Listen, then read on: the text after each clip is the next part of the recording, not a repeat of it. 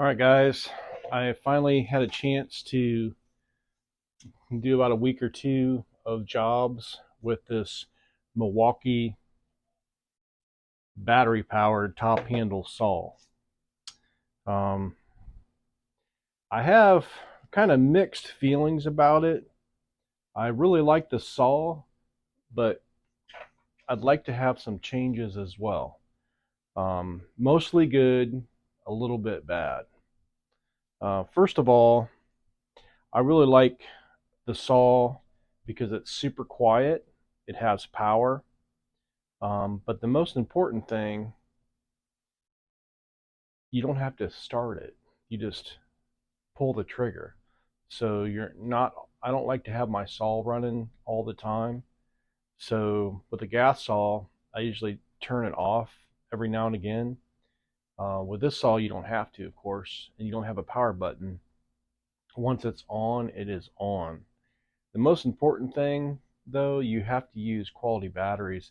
I've been using these knockoff batteries, and for some reason, they just do not perform like the Milwaukee brand batteries. Every time I use a Milwaukee saw, a Milwaukee battery, they perform a lot better. I did have a couple chances to use some of the knockoffs, and some of them work pretty decently, but they don't work exactly like the Milwaukee brand. If it's a genuine Milwaukee battery, it seems to do a lot better. Um, the second thing, this little switch, this safety switch, I have it taped off right now. And I only do this if I'm in the bucket. If I'm climbing, I don't use that strap. But it's kind of weird, this little safety. I wish they would have just made it like a regular button, so when you grab a hold of it and squeeze, it would turn on the saw. Kind of have mixed feelings for that. That might be okay when you're climbing, for just having a lot of extra safety so the saw doesn't come on while it's connected to you. But when you're in the bucket, it's more of a pain in the ass. So I just took I don't recommend this, but for me, I had a piece of Velcro strap and I just Velcroed this thing down. The only problem with that is you have to make sure that your chain brake is always locked into place, because anytime you grab the saw and that trigger, it will come on. So haven't really decided the best option for that. But another thing is when I put it in the bucket, the chain brake is at a different level than this part of the saw. And so when I'm inserting it into the bucket, this hits first and has a tendency to kind of lean. And so I'd rather have, I guess, a scabbard or something outside the bucket. Maybe I can somehow connect this to the outside of the bucket so that way I can just stick it in the scabbard. But the problem is I like to use that gap between the bucket liner and the actual bucket to stick my saw. And so that gives me a lot of random different places I can put the saw. The problem is it only goes up to here and then it tilts. Most of your other saws, the brake is more flush with the bottom of the saw, so that way it'll sit this way. So that's another issue I've been dealing with. It's not a huge issue, it's just awkward. I've been trying to use bigger batteries as well. These are some bigger knockoff batteries I just got. Also, I noticed too that the knockoff batteries, I guess the plastic isn't precise. So I'm going to have to sand these down because sometimes they lock in the saw and you can't get them out. So I'm probably going to, I bought a sanding block. I'm going to kind of sand these down and compare them to the genuine Milwaukee batteries and try to get it as close as possible. Because that's kind of frustrating too if your hands are oily or you're all sweaty and you're trying to, especially if you're not in the bucket truck, if you're climbing, it's really hard. You have to, the whole thing is to be able to switch out batteries instead of having to lower your saw down like gas and oil and fill it up.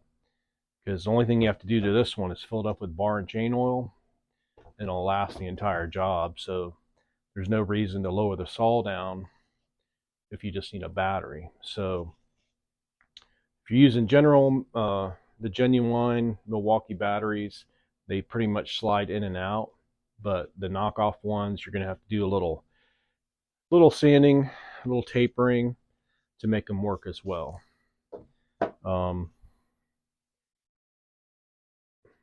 What else? Saw has plenty of power. I think mainly it just depends on the battery. If the saw shuts off, usually you can pull the battery out and put it back in, and it'll start up again. I've only had it do it like once or twice to Milwaukee battery, but the other batteries fail a lot more often.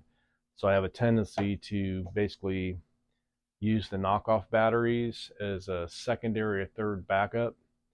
I have a place now to where I can lock in 3 batteries and then also have one in the saw.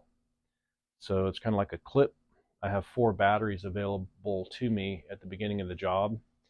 And then I simply just pull the battery out of the saw, switch it. I have 3 clips on the top of my bucket that are screwed in. It's very secure. And I really like that. It's out of the way. It's on the side of the bucket. I'll try to attach some pictures. But it's the perfect distance because the size of the battery and the inside of the bucket, the top of it, it gives me about this much room.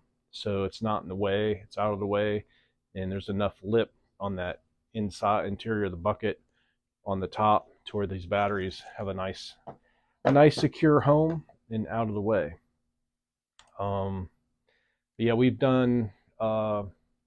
haven't done any big removals, but we've done a lot of trimming. I've done a lot of live oak. We removed a bunch of huge, pretty good sized leads, about that big. I don't know, 18 to 20 inch leads over top of a house. And I was able to use the Milwaukee top handle for 99% of all the work. I used a pole saw for the smaller stuff, the stuff I could just trim and let drop. But everything that I had to grab or rope off, we used this saw right here. Other problem is the saws are inexpensive. Like I got this on sale for $250. It was $100 off, but the batteries are so expensive. So I'm looking for a deal. I'm always looking for deals on batteries. I bought 2 6 amp hour batteries at a local hardware store because I wanted to use the saw that day on that job, and it was like $250 for 2 batteries, and they were only 6 amp hour, similar to this size. They worked awesome, but I don't know. I think the batteries, I think the saws or all the different equipment is getting cheaper, and the batteries are getting more expensive, so they're getting you on the batteries. That's why the saw was only $250. Most of your equivalent saws, professional saws, are anywhere from $400 or $500 up to almost $800-900. So they make up the difference on the batteries. Also, too, this bolt, I had a chain come off a few times, and it was kind of frustrating because I had to take this nut and put it in my pocket or put it somewhere where I wasn't going to drop it, because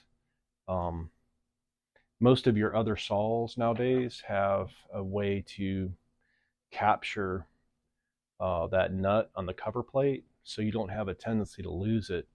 And there's nothing more frustrating, especially when you're up in a tree climbing or in a bucket and you drop that nut, and then you spend a lot of time looking for it. So if they could, the 2 major changes, or actually 3.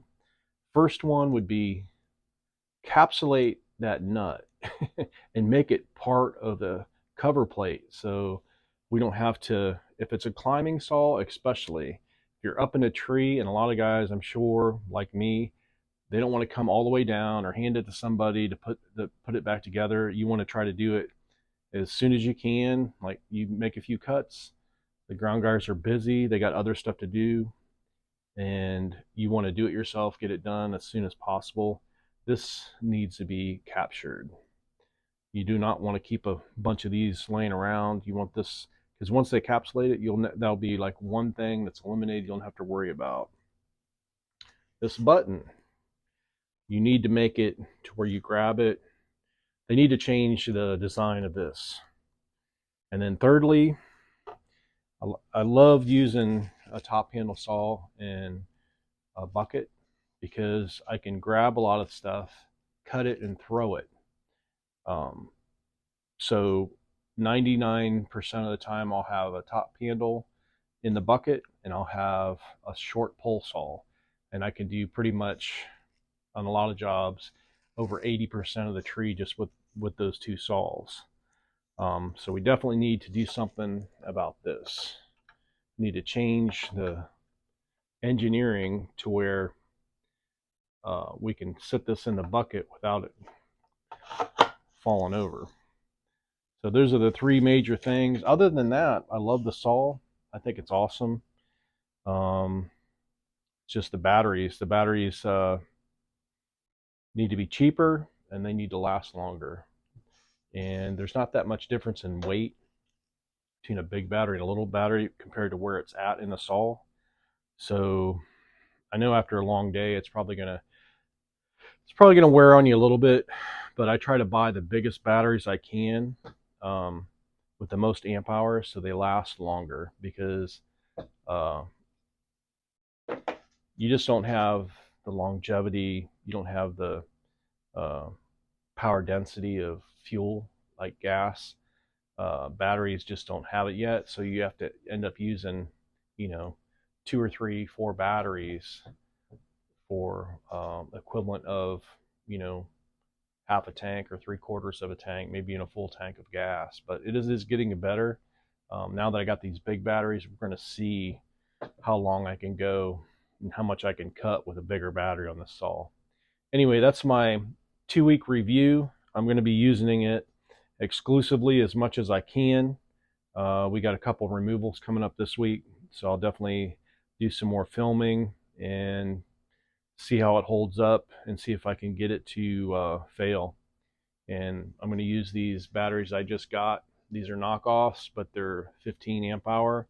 We're going to see if these batteries will last and if I can get them to fail as well. So stay tuned, and thanks for watching, and have a tremendous day.